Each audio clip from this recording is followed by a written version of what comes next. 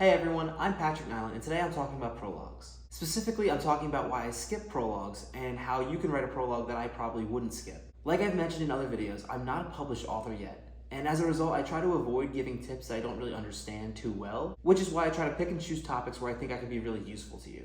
And that's why I've been super inspired to make a video about prologues, because I've read so many bad ones. So first off, I'm going to talk a little bit about why sometimes I choose to skip a prologue. I know the idea of skipping a prologue upsets a lot of readers and writers. The first time I talked about doing it, some people were horrified in the comments. But before you skip off this video, don't you want to know why I skipped them? Because believe me, I am not the only reader who does this, even if I am in the minority.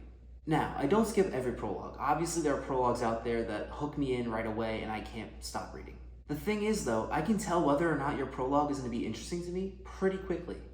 A lot of prologues out there are super clunky, or they read like a history textbook talking about a great war that happened 5,000 years ago that has pretty much nothing to do with your current story except setting up some of the scenery and world building. And it's prologues like those that I always skip. And the reason I skip them is, if you think about it, if I don't read it, it doesn't really change the story. Because the truth is, a lot of prologues do not have any business being in the book at all. They add nothing. Occasionally I see a prologue, I decide to skip it, and then 5 chapters in, I'm confused. But then I can always go back and read it. What people don't realize about me skipping prologues is a lot of times when I skip the prologue, I'm giving the author a second chance to hook me in. I'm skipping your prologue because I didn't find it interesting, but I know a lot of authors struggle with prologues, and I'm giving your book a second chance. Because honestly, some of the best books I have ever read have the worst prologues.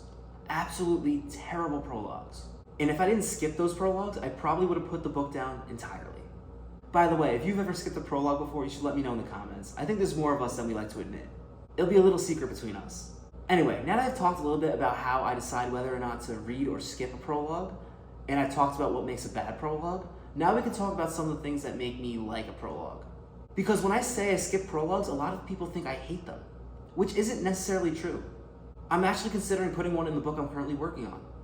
Since my book is built up of short stories, it might be a good idea for me to include a prologue where I can tie some of them together in a way I couldn't really do in one of the short stories. I have a purpose in mind when I consider writing a prologue. Because that's the number one thing a good prologue has, a purpose.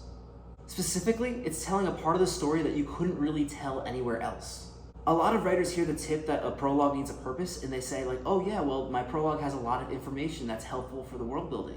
And yeah, that's true. The info dump that you put in the prologue does have a lot of information about your story. However, that information would be better served sprinkled throughout the book, not all lumped together in one clump.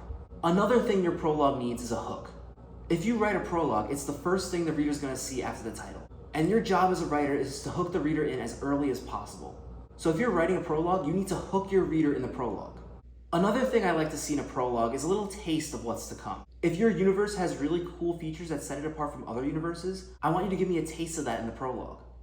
For example, if you have a book with a really cool magic system, your prologue should not be a long, detailed textbook about the magic system. It should be a little taste of what that system has to offer. Remember, no one likes reading textbooks. Reading your prologue should be fun. It shouldn't feel like you're doing homework or studying. Too many prologues are structured like a required reading that I have to read in order to understand the rest of your book. And that's just the wrong tone to start your story. However, while that's not how it should feel, your prologue should be imperative for the rest of your story. If you write a prologue, your story should feel incomplete without it. Just like every scene should serve a purpose and every character should have a purpose, your prologue should have a purpose. And that purpose can be different things. Maybe it's some insight to the villain's perspective that changes the way you view the story. Maybe it's the point of view of another character that helps you view the main character from a different angle. Or maybe it's an event that doesn't fit with the rest of the timeline of the story. Or a critical document. Now, I may have just described your prologue pretty well, and in that case, you've probably written a really good prologue. But if you're sitting there unsure if you need a prologue or not, I want you to ask yourself a couple questions. Does your prologue add to the reader's experience? Is there a better way to portray this information without a prologue? Would it change the story if I deleted this prologue? Does this prologue improve my book? After you reflect on those questions, if you decide that you need a prologue away. However, if you reflected on these questions and decided that your book doesn't need a prologue, that's just fine. Not every book needs a prologue. In fact, most books don't need a prologue. That's why so many people like me skip a lot of them. That's all I have for today. If you like this video, please give me a thumbs up. It really helps my channel with the algorithm. And if you don't already, please be sure to subscribe for more videos like this. Good luck writing your prologue or deleting it.